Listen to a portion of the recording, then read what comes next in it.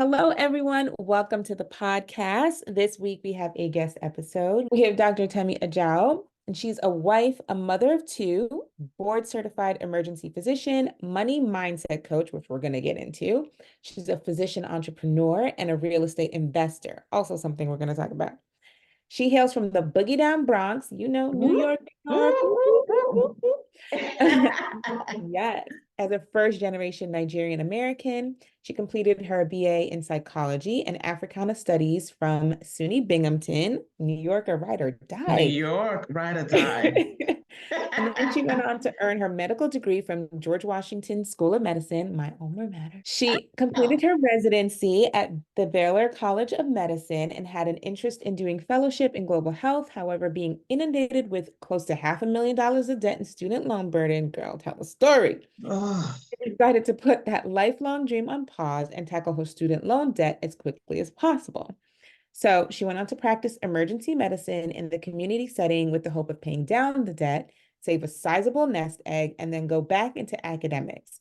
However, little did we all know, that she would experience career burnout 5 years after working at a very high acuity setting for so long. After her experience with career burnout, she launched Money Mindset MD and Academy, a coaching program that empowers women physicians to understand and master their relationship with money so that they can turn their money fears into money confidence while feeling empowered to invest in income generating assets. Amen, girl. And yes. creating 5 to 6 figures of passive income goals outside of medicine so that they can practice medicine on their own terms. Girl, you speak in all our languages, right? Absolutely.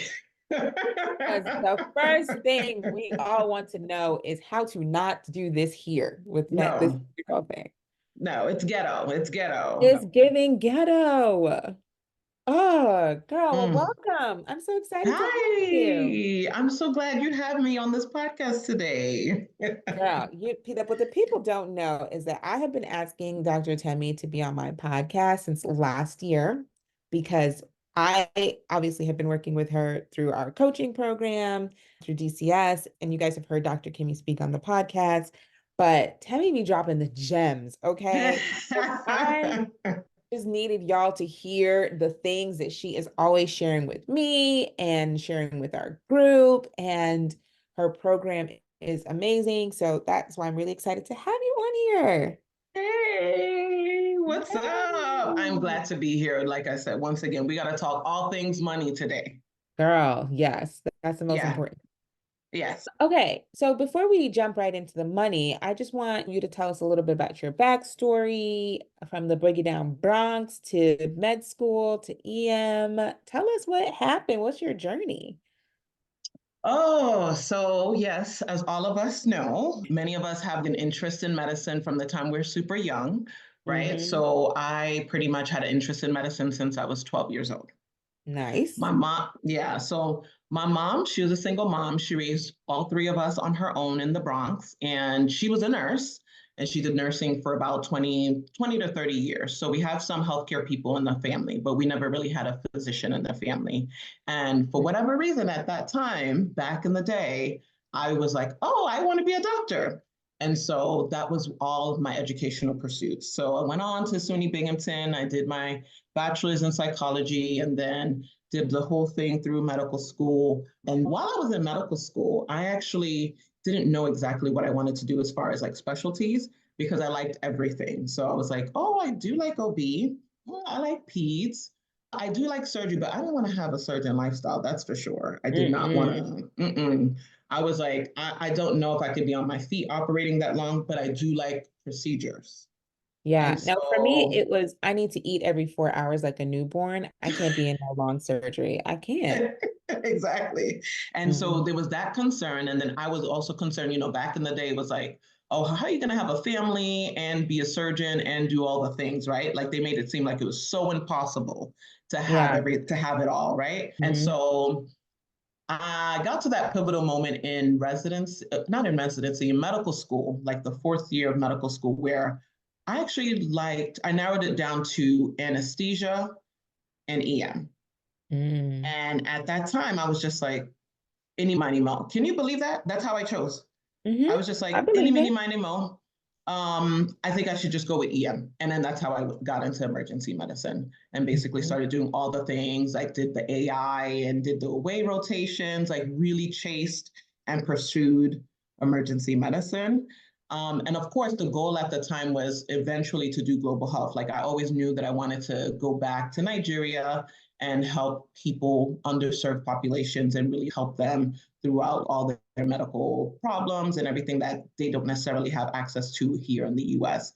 That's what I Mhm. wanted to do. So I did, even while I was in medical school, I had gone to Ghana. I did a for a rotation in one of their surgical departments in the accident center.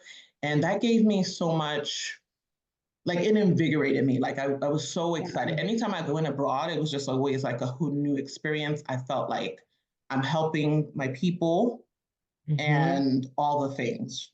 And so I did that. And then also when I was in residency, I did a program in Malawi. So I did about a month or so where I did a rotation in one of their accident centers there as well. And we did basically learning, like showing them how to do emergency triage, showing them how to do CPR, and like really understanding like how their system is and some of the limitations that they have, and then seeing how we can bring that back and forth. But Hmm. part of me also felt at that time, am I just doing this for like medical tourism? Like to say Hmm. Yeah, that, it feels oh, we're real going good. abroad and helping people, right? Yeah, Yeah. it feels good. And then, Hmm. you have that where you have these programs, they come in, they help the, They help. you know what I mean? They help We got the white savior complex. You the people. Girl, we rescue gonna the say it on this people. podcast. We don't hold nobody. You can say the words. We know what it is. We know what it is. And so I'm like, well, how much does that really help? Are you just taking this back for your own research for your departments? Are you really trying to help the people? Are you really consistently coming back and really showing them the way and having the resources? No. And Right. part of me was like, I know I want to do this, but I want to do it in a different way. And I want to make this a part of my active practice as an Yeah. emergency medicine person. Yeah. So that's how my whole journey in medicine started and continued. And then you got the student loans. And Girl, we went to Sally Mae. GW. Girl, Sally Mae, her ghetto system Mahalia, or whatever it's called, and Navient. That's the All the ghetto trio people, right there. ghetto trio. Mm. Okay. And then, a lot of us coming from historically excluded backgrounds, we have no other option but to take out these student loans. Like literally, I remember. Not even an awareness that there is another way. Even if there were scholarships or grants, I didn't know about them or how to do them. No. Yeah. And I remember at GW, there was a point, and I'm just remembering this now. There was a point where my graduate student loans, I think they had the Graduate Plus program, right? And Mhm. so I remember they got sent me an email talking about I had taken out the maximum number of loans that I could potentially take out. And Mhm. so they weren't sure if I could be able to pay, like, I think it was like $100,000 or something that I had left on the tuition. And I panicked. I was just like, so what do you mean you don't have enough student loans to give me? Like, how do you Right. get to that point where you're like, you don't even have enough student loans to give me?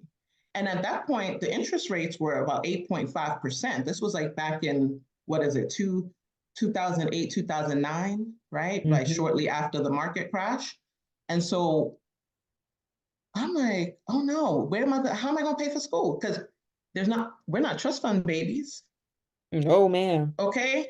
There's no one in the family that I can go and say, can you borrow me $100,000? They're going to look at me like, wait, where am I supposed From to see that where? from? From where? Ooh. Don't you know I'm working 2 or 3 jobs to try to make ends meet here, right? Because a lot Right. of our family members are immigrants. They're coming in like starting from scratch. So Mhm. there's literally no other option. But Right. somehow, by God's grace, they figured it Mm. out for me and I was able to get the full student loans that I needed to be able to finish and graduate school at the time. Can you Girl, imagine that? that sounds very stressful. Very stressful. Ain't no way. Ain't no way. $100,000. Oh, yeah. I'm literally just remembering this. I'm like, there's so many parts with this student loan stuff that I completely just buried and like forgot. But now I'm just Mhm. remembering that. I'm like, yeah. And how many of us are in those situations, right? As medical Yeah. students and as residents. And you're looking back and you're like, wow, So how am I supposed to get this student loans off my back? Mm-hmm. And you get Worry nervous about about it. it and you worry I about don't worry it. about it. I have released it to Joe and Jesus, but we're gonna see how that works out. But I don't let that Yes. stress me.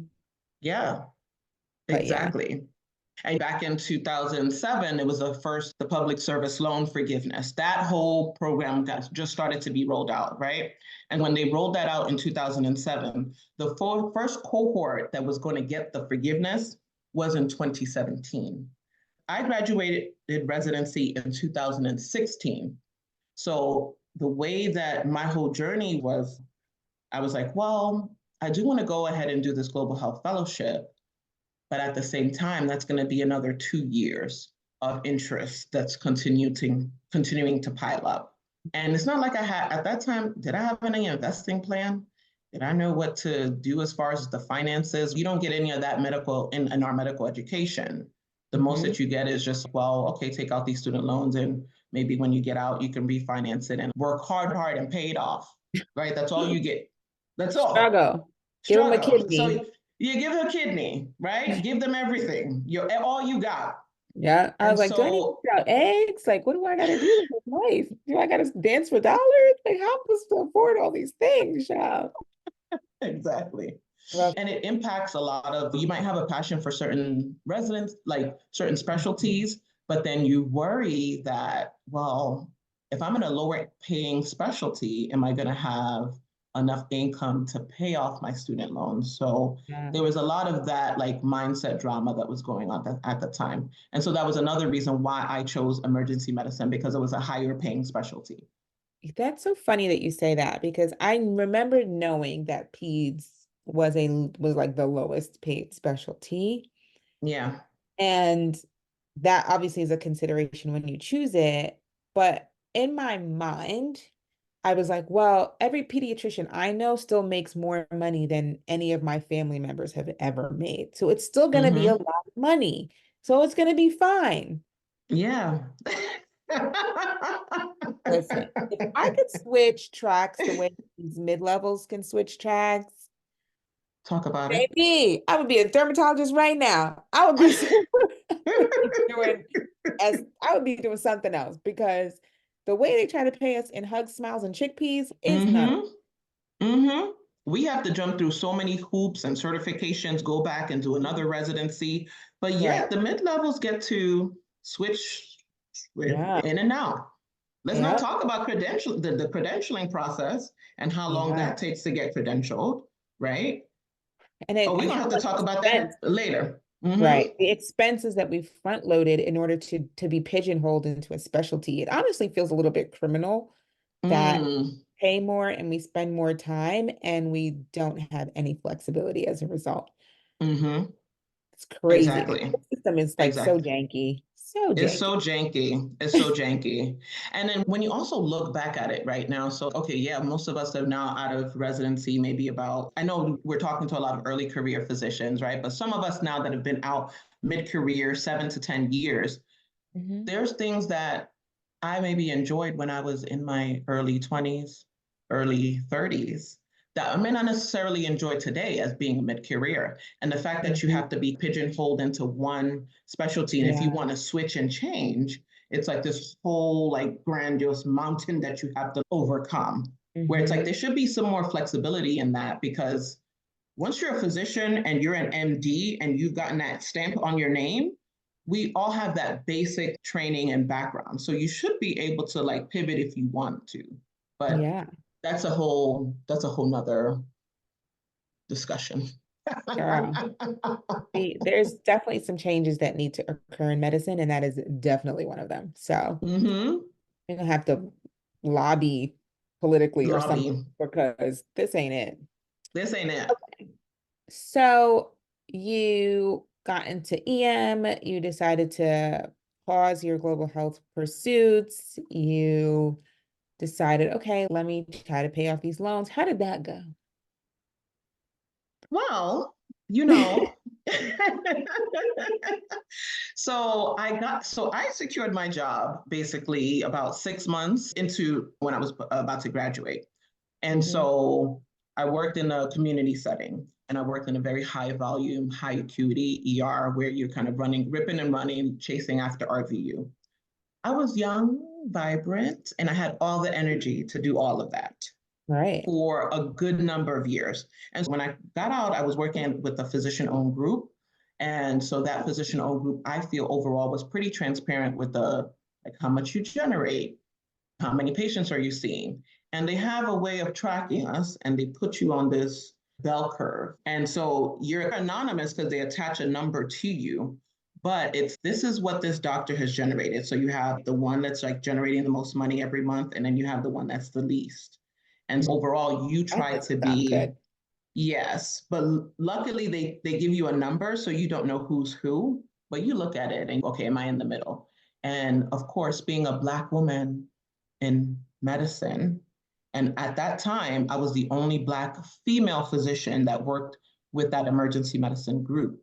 So you feel that pressure to make sure that you're at least in the middle of the pack, you're not the slowest, right? Because Oh, everyone assumes that you're going to be the slowest. that's So, terrible. yes. And so I practiced like that for a number of years. So basically, you have a certain number of patients that you need to see. So let's say you work 9 hours. Most of our shifts were 9 hour shifts, 10 hour shifts. They want you to see 2 patients an hour so that Hmm. by the end of your 9 hour shift, you're at least minimum seeing 18. So most of Hmm. us would like target 20 to 21 patients in a 9 to 10 hour period.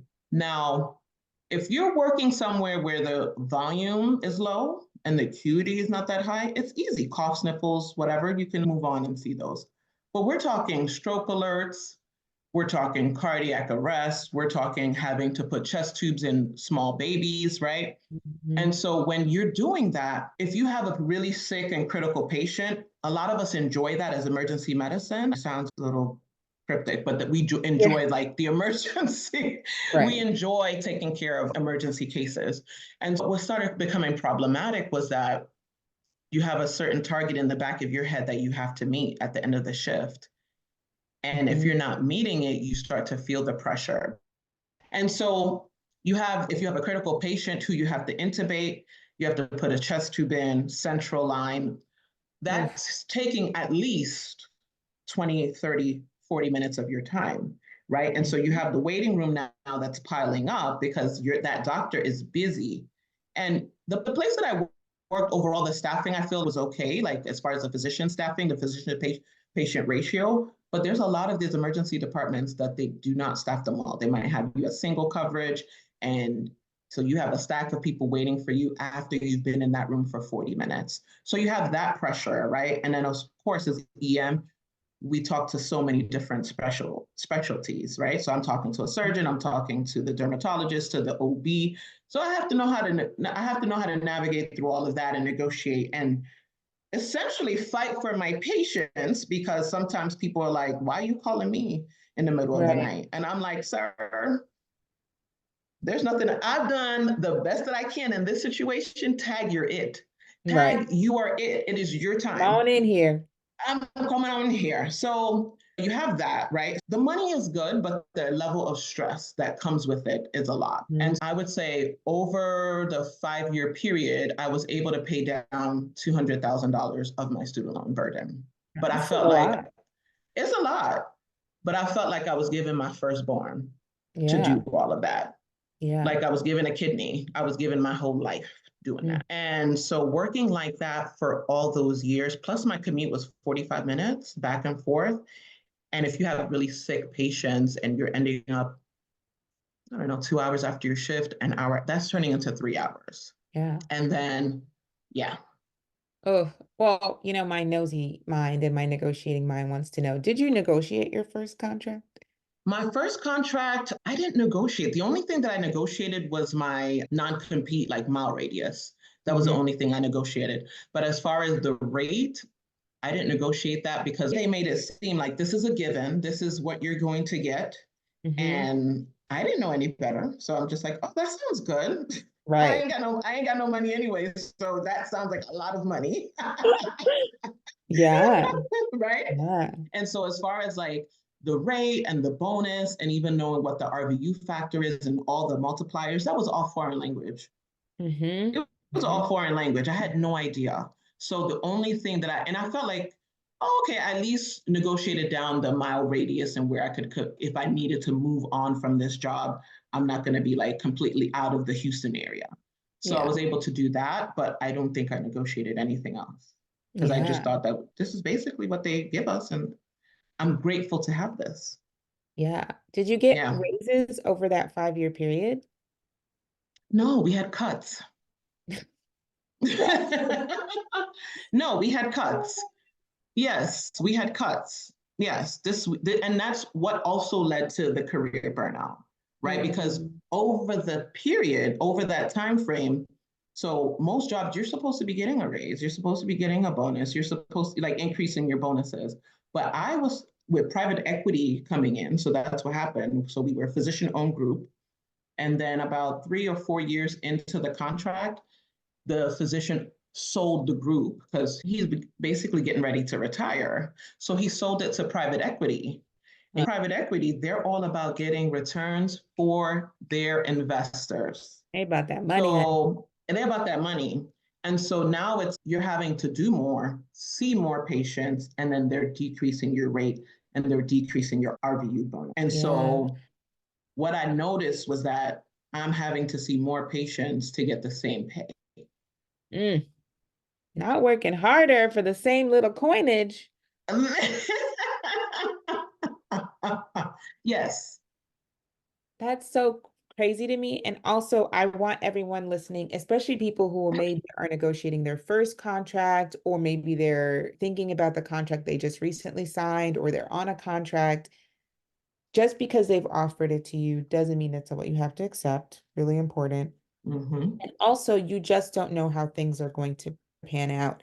And so I always say when you're when you're having these conversations, especially about money, compensation, you're planning for the worst and hoping for the best, right? We don't plan for the best. And most people plan for the best where they're like, it's okay, it's going to work out, it's going to be fine. No, we need Absolutely. to secure rates and RVU conversions and all of these things in a contractual form so that we can protect ourselves and so that Absolutely.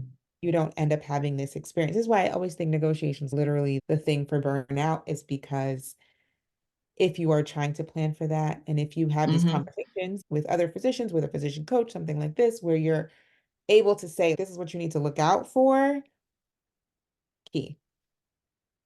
Absolutely. Absolutely.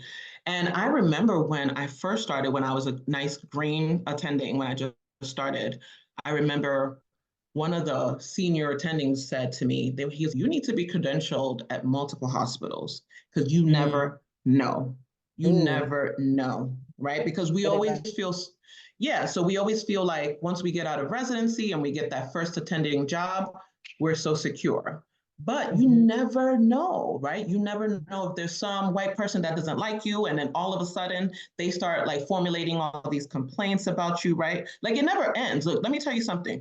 When we go through some of the things that we went through in residency, and we all know what we're talking about, right? We all know what we're talking about, where people will make up things about you. They would you have to always have your own back. You always have to be like ready for rebuttal Mhm. just in case Mhm. somebody makes up a complete lie about you being the ABW, the angry Black woman, but Mhm. you're saying the same thing that your colleague says about what needs to be done for the patient and it needs to be done appropriately. Just because you're an attending doesn't mean that whole dynamic and that racial interplay and the systemic racism that we face doesn't mean that it ends there. It actually gets worse because now it's, oh, you're seen as that pinnacle of success. Like you're the head honcho in Right. charge. Yeah. And some people still don't like it.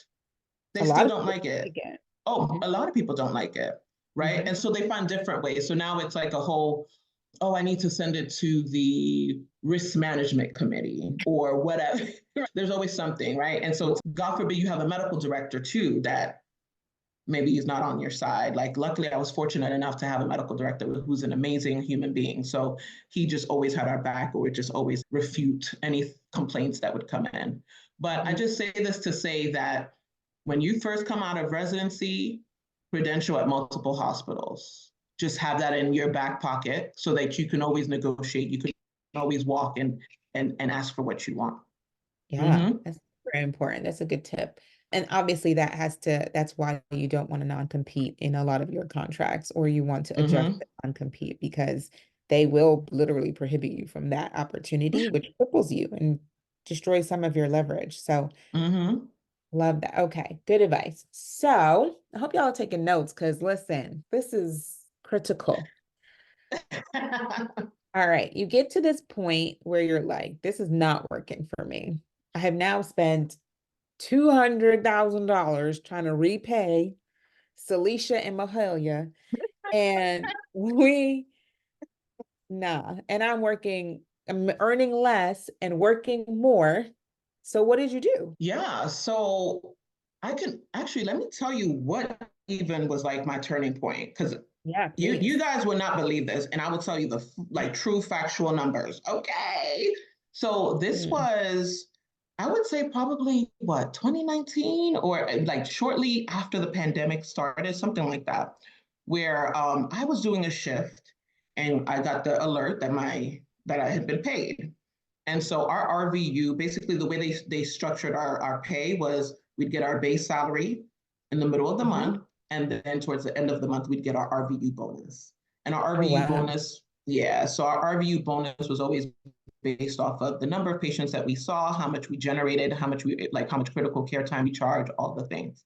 And so most of the time, that number, that RVU bonus was anywhere in like the 5-figure range. One of the shifts I was on, I noticed that I got a check for $500 bonus. Uh-huh. $500? Not Five you hundred waiting half dollars. the month for them to tell you you ain't make no money. So I looked at that and I was like, oh, certainly there's a zero missing. Like I just didn't even think it was a big deal. I was just like, oh, okay, they must have missed a zero. Like somebody they didn't collect the billing properly. There's something that must have critically gone wrong, you They owe know? me money. I was like, they owe me money. There's no question about this.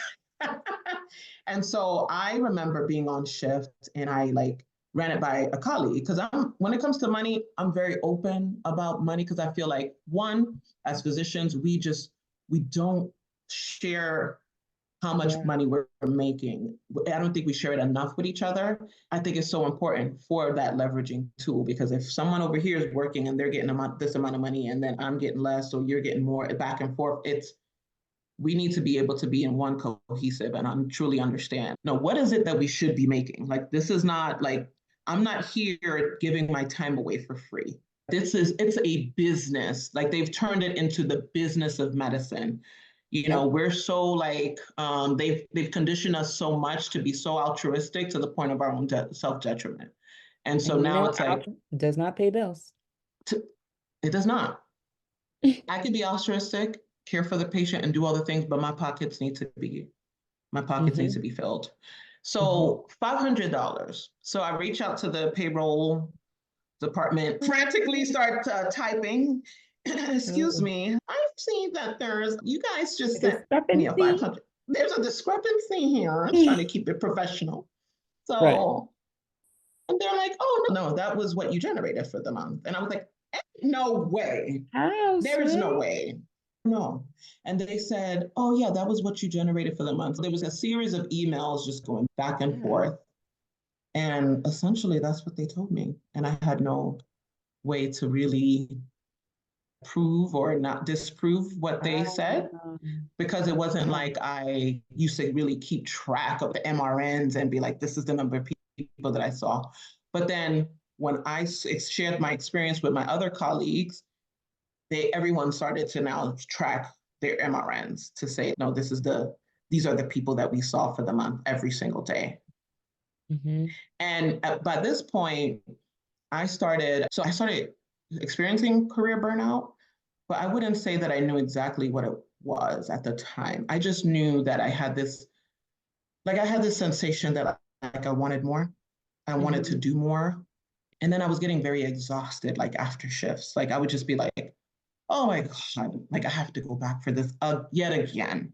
And it just wasn't a good place. It wasn't a good place. And then anyone that we've known has experienced career burnout, it was like they would just be gone to the wind and nobody would talk about it. So we knew Mm, there was one guy before us that had like he left and they asked him to come back. They were like, well, we'll send you to the freestandings, like our lower volume sites. And the man was like, absolutely not.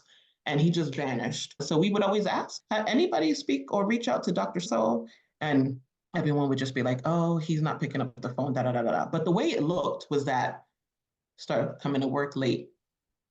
Not that you want mm, to, but you just start showing up to work late, or you're on shift, you feel a little foggy brained, or you start taking out the frustration on like maybe you start taking out the frustration on the staff. And so it looks like someone's mhm, asking you for something that you're supposed to do, put an order, and you're like, here we go again, right? You know, it's just there's different mhm. ways that it shows up, right? And so Yeah, I because you're started slowly frustrated. understanding it, frustrated, yeah. So I started And it feels like, noticing that. I was gonna say, it feels like everybody wants something from you and you just don't have enough. And so every time, Mm-hmm, so I remember that in residency, I was like, if these people don't stop talking to me, I swear, if mm-hmm, one more person mm-hmm, interrupts me trying to write this note, I'm gonna mm-hmm. lose Yes. it. I will flip a keyboard in here, okay? Leave me alone. Yeah. Yeah. And so when that started happening, what started happening for me was that I started Googling a lot, YouTubing. How Mhm. can I get money outside of medicine? Yeah. Because this is such a stressful way. That's how I felt at the time. I was like, this is such a stressful way to make a nice earning. And yes, I do still like my patients, but the bureaucracy, the red tape, the profit over patients, all of the things just were not in alignment with why I went into medicine in the first place. It just Mm, didn't add up for me anymore. And so I was just like, well, okay, what else can I do so that I'm not fully reliant on this income anymore? I want to be able to like practice medicine in a different way. So I started Googling how to make money out in other ways. And I had mhm. 7 different side gigs in my mind. Like there was so many different things I could have done. That's why Yep. I'm always like, oh, Dr. Kim, I probably would have been your client back in the day if you had the program because Hmm. I was looking into so many other ways to make Girl, money. So at some point, I was every going to be solution. every solution. At some point, I was Hmm. going to own my own freestanding. Then I was like, girl, let's go from Yeah. frying pan to fire because then I would have to deal with all all the Whole thing. overhead costs and all the things. Then I started looking into like aesthetics and started thinking about taking this like empire training program. I was going to do that. What other stuff was I thinking about? Of course, real estate. So real estate had always been my passion, and that passion really stemmed from my dad because my dad is a landlord. He's been a landlord for about 25 years. And what I noticed with him was like he has an MBA, and whenever he worked at the bank, he was a high level executive. Anytime he worked at one specific bank, they would have some merger and then he would lose his job. So his earned income was not guaranteed. And I saw that firsthand from him. And he was like, Temi, if I didn't have my real estate today, I would be done for. I wouldn't have any income. So he has that passive income that's coming in from his real estate that he's owned for over 25 years. And he was Yeah. able to like tap into it, re-leverage the money, get more properties. And that's what's been holding him till today. Not his, Mhm. I can't remember the last time he had income from his earned income from his job. It's Yep. all been through his passive investments. And so seeing that, that's what made me so, oh yeah, this is exactly what I need to do now that I have this opportunity as an emergency physician who's a high income professional. I can use my money, put it in income generating assets so that it can give me money back. So I get my Mhm. ROI, my return on investment, and Mhm. that I'm not like so heavily reliant on just my clinical job because that at Yeah. any point could always I didn't know that I was going to experience career burnout, right? Nobody plans for it, right? No. I mean, nowadays, Yeah.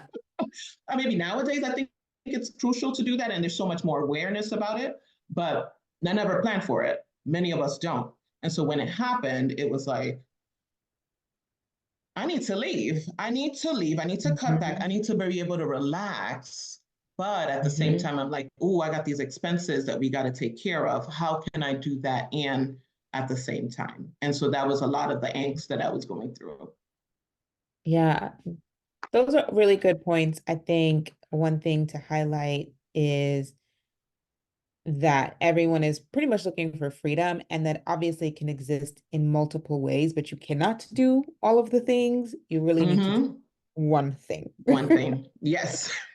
Okay, so you chose real estate, like you had this experience, you have a little bit of this family background where you can see directly how using money that creates money is Mm-hmm. really the only secure way, right? Because working to earn relies on your ability to work, like you said, Exactly. the structure of the organization you work for and how secure they are. So, like with your dad having mergers, that's not exactly the most secure environment. And I love this because everyone thinks that there's such a thing as job security. And you are right here Mm-hmm. telling them that is not real because it depends on how your job treats you. If someone else takes over, the company culture, if they're bought out, right? You have Yes. experience your practice being bought out. Your father had this experience of his banks being merged. So many things Yes. change. That's not security. But what is secure? That income from real estate. So tell Mm-hmm. us, people are dying to hear about what you did and how you have created passive income. Yes. So my journey in real estate really started in 2017. So I was always watching the Bigger Pockets platform where Brandon Turner would always tell you, this is how you do to get your first deal in the first 90 days, yada, yada, yada. So I was always on those platforms and all the webinars. I also took, basically, I was like a podcast junkie, course junkie. I did Mhm. all those like short-term rental courses, like 4-week courses where I'd learn how to one, like source your first property, look at the actual numbers and see how much is this property going to cost? What is it compared to other properties in the area? And Mhm. then there's also tools that you can use like through AirDNA and some of the other ones where you can now decide, all right, this is what the average daily rate is for this property. And so this is how much I'm typically going to get every month as Mhm. income. And then also knowing what is the property tax going to cost? What is the basically all the operating expenses of having Right. the utilities and all that stuff. And Mhm. so I did a lot of that research for a number of years. So my journey wasn't like a smooth and straight one. I did that for probably a good 4 or 5 years. I was in analysis paralysis because I was just like, oh my God, I have to get it perfect. As Um, physicians, we love a research phase. we love a research phase and we just research and without the doing, you know what I mean? And so through coaching, through being in DCS, and then I also enrolled in a real estate mastermind, I was able to purchase my first, basically, I have it as a short term rental. So it's a town home that I purchased with seller financing. And so basically, the Mhm. seller is acting like the bank. So that closing process was very quick. I literally did it in 2 weeks. So I found the property through a Amazing. wholesaler. Yes. Mhm. So I found it through a wholesaler. So that wholesaler is basically like a middleman person who gets the property under contract with the seller. And then they now give it to you as an end buyer. And so they now have an assignment fee. So they have their money that they're just making off of just flipping a contract to you. They are Mhm. not doing any repairs. They're not doing any of the things. And so I have an interest as an investor to do repairs and make things look pretty and all that stuff. So me as an end buyer was attractive. And then the good thing is a lot of people are so worried about the interest rates right now. But because it was direct to seller, the interest rate was like 2%. That's what the middle person he That's negotiated amazing. with him. Yeah, Amazing. it's 2 years, 10-year term. I get to do all my things in there. And then by that point, ideally, the market should appreciate, right? Typically, most markets are appreciating anywhere from 3 to 6%, depending on the location that you are every single year. So it's Mhm. building up equity. I'm paying down the debt. And let's recall this, I'm not paying the debt, someone else is. Either the Oh, tenant, the business, or the short term rental business, right? So your guests are paying down the debt. I think that's one thing people tend to forget is not you. Now you'll have calculators for that, like in case there are any vacancies. So these are some of the things that you're going to look at ahead of time before you get it. I did a very light renovation on it, and it's been on Airbnb now for about 6 months. Yeah, it's been on 6 months. I'm a super host. I'm getting my little cash flow every month from it. And the goal is to just continue to scale and get more and more of these. So that's my business in a little snippet there. Yeah. Well, it's not your business in a short because now you're coaching on this very topic and you're teaching other doctors how to do this. So tell us about your Yeah. Yeah. So my coaching program is the Money Mindset Academy. And it's basically for women physicians who've had any sort of money fears, any sort of insecurities when it comes to money, or if they've had any sort of money trauma, right? So maybe they've invested money with a trusted loved one or in a business and it didn't necessarily go the way that they wanted. There's a lot of fear and anxiety that they have that if I put my money in this, it's going to go down the drain. And I hear that language all the time. And I'm like, no, we need to rewrap and rewire our brain that yes, you've had that mistake that you've made. One, you got to forgive yourself. Two, just because that mistake has happened doesn't mean that one, you can't learn from it and now make sure that doesn't happen again. Or if it does, you're able to mitigate the risk and not stop yourself completely and paralyze yourself from fear. And so we do a lot of mindset work around that. Like you're not paralyzed by fear. Yeah. You don't have to be in one little corner thinking like, oh my God, let me hold on to my money as tightly as I can because I'm so Mhm. afraid that Yeah. if I just even invest it, it's going to go down the drain, Mhm. right? Or people would say, oh, I'm starting to invest, so I'm putting a little $100 a month in an index fund. I'm like, I mean, that's great, Great, but it's right? not going to That's get you the great. result you're trying to get to. It's not going to get you the result that you want to get to. Maybe if you started that, if your parents started that for you when you were 10 years old, that compound interest will give you some time. Right. But like many of us who are coming out of residency at mid 30s, close to 40, and let's say you want to be able to, you don't want to necessarily work till you're 60, 65.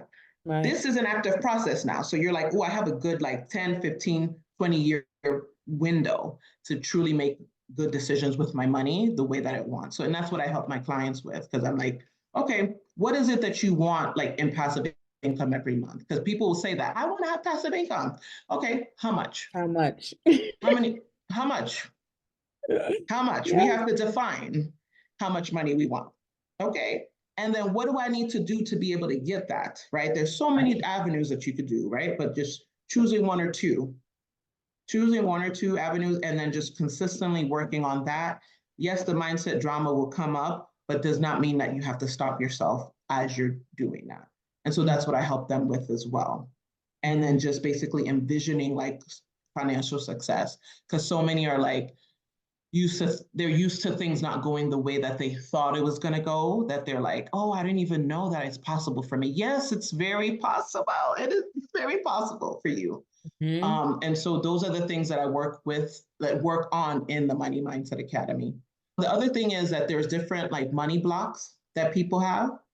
So Mhm. you have the people who we kind of talked about that already, which is the people that hold on to their money so tightly, like they are just like, I cannot let it go. So it's like pathologic saving.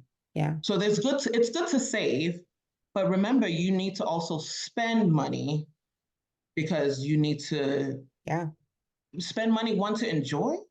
There is such a thing as enjoying your money. Like Yes. there is such a thing as like spending it to buy whatever it is that you want, like X desire. Right. Mhm. So there has to be some like fluidity with like how much you save, how much you invest, and how much you spend. And Yeah. I get that a lot from the people that like I call them my vigilant savers. They just feel this, I'm doing everything so perfectly right. I have saved so well in my savings account. And I'm Mhm. like, okay, that's Great. great. But what Cash else are you depreciate. doing? Yes, cash depreciates exactly. Like inflation, you're losing money to inflation every Mhm. single year. Mhm. Remember, I mean, we talked about this going to the grocery store now. Girl, go to the grocery store and come back with two bags or something, and it cost me $200. Like, what? What did Exactly. I say? Exactly. Yeah. And so if you put that same cash in an income generating asset, you're Yeah. not having to work so hard for it. It's just there and Mhm. growing steadily on its own. And then you turn around and you're like 5 years later, oh, look at that. I have this little nice nest egg that I can take out and do another asset. And that's what the rich folks are doing. That's what the wealthy are doing. They're just continuing to leverage the same debt over and over. Guess what? They have no plans on paying it off. They have Right. no plans on paying it off. They plan on sending it down to their offspring, right? The generational wealth. And then when their offspring goes to get that money, the tax that they pay on it is much lower. And Mm-hmm. that's called like the step up basis. So I'm just like, So much we've information. so much information. And those of us from historically excluded backgrounds, we don't necessarily know Nope. all these things until we're like mid career and we're like, oh, how do I do this? And Yeah. so that is some of the things that I am so passionate about is like raising that awareness because I'm like, I don't want to see my sister docs stressed and strapped for cash anymore. No. Yeah. Yeah. No, definitely. Yeah. I Yeah. love that you're talking about it. I think it's funny. You were like, oh, for those of us who have money trauma, we all have money trauma. So everybody, Yeah. because Yes. ain't no way you grew up, especially as a first-time doctor, especially as a first generation American or a first generation college student or whatever. There's a lot of, if Yeah. you're doing anything for the first time, you will Yeah. have money trauma. You even Yeah. just have trauma from the debt of just taking on student loans, right? And Mm-hmm. understanding Yeah. how that process worked or what that would mean for you in terms of repayment, like you were saying. So Yeah. there's so many elements that I think relate to everyone's story in that Yeah. all have a lack of experience. And then we carry the shame from lacking the experience and we carry the hurt and we might try to dabble in a little something, but we really do feel very protective over the few Yeah. coins that we've earned because we worked really hard to get them. Yeah. So we have a lot of that mindset of like, money is so hard to acquire. I don't want to spend it in a particular way, or I want to be Yeah. cautious. And as doctors, we like to make very calculated decisions. Mm-hmm. All of those things play into our ability to establish ourselves as wealthy individuals. So I'm so glad that you're coaching on this topic because all of those nuances, all of those things affect the way we spend, affect the way we earn income. I Yeah. always, of course, with negotiation, all of those things affect the way you negotiate and advocate for yourself. You Yes. won't do it if you don't believe that you can earn money this way or that it's for you. So, seeing another Black doctor, I think, is so excellent because if it's available to you, it's certainly available to me, it's available to all of us.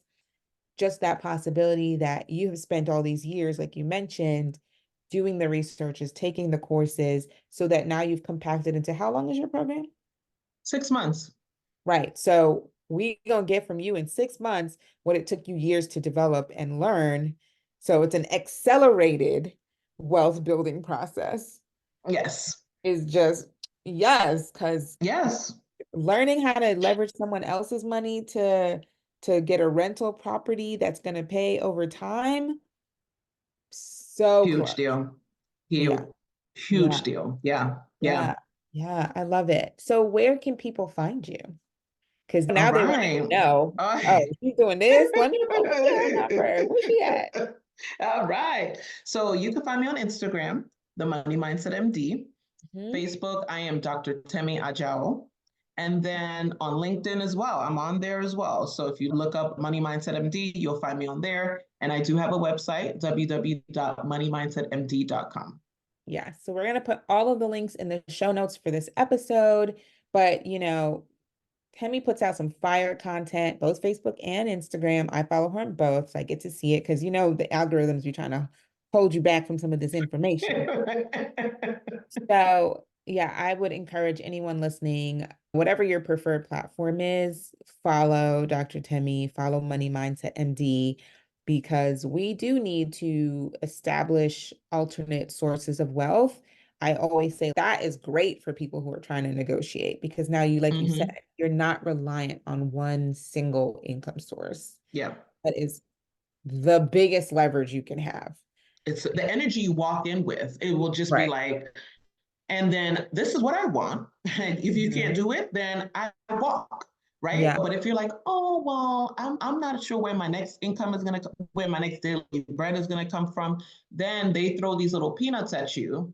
And then Yeah. you're like, well, maybe I should consider it, right? Because there's a little bit of scarcity there. Because you're like, oh, A I don't know if I'm big going to piece get of another scarcity. job, a big Right. piece of scarcity. So I don't know if I'm going to get another job. There's fear there. There's, Mm. uncertainty. So yeah, Yeah. Oh, this yeah. is so good. I have 1,000 more questions. We'll probably have to have you come back for another episode because I Okay. know, I know, because usually when we have episodes like this where people start talking about topics like money and everyone is literally searching for a solution, I get a lot of feedback from listeners that are like, oh my God, I'm that episode with this doctor and she was talking about X, Y, and Z. So I know I'm going to get feedback on this episode. Mm-hmm. And based on that, if you guys have questions, obviously you can DM Dr. Temi directly, which I highly recommend. Mm-hmm. That's your first line. DM Dr. Temi, you got questions.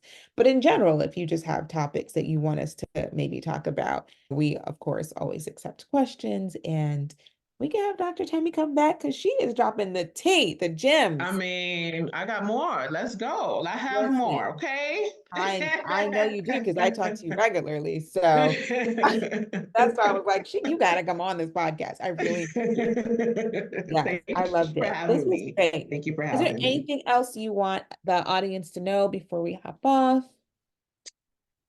Oh, I just want you to know that you, physician, you are the prize. You are the Mm, prize. You are the talent. They yes. generate millions of dollars over you, Really. over the lifetime of your career. And so, if anyone is trying to come at you with peanuts, please reach out to myself, reach out to Dr. Shanika. We can walk you through how to make what you're supposed to make. So, Absolutely. that's what I have to say. Absolutely. Yeah. So there's always options, right? And so we are both, it's funny because you can literally tackle burnout in so many ways. And I think Dr. Mm-hmm. Kinney and I talked about this on our episode where she was saying she was teaching people how to become entrepreneurs as a cure to burnout, to do things Mm-hmm. differently, right? I'm curing it through negotiating, right? Navigating your Mm-hmm. current workspace, how to speak out. And you're navigating it by providing them additional income so that they do have more leverage and more flexibility to Mm-hmm. move between job opportunities. So Mm-hmm. it's such a multifaceted problem. And it's just so beautiful to see all these Black women save the world. We So it's always just do. always. So it's just so nice to see so many of us approaching the same topic, but from different angles. And Yeah, just letting everyone know that whatever path you choose, A, there's support for it.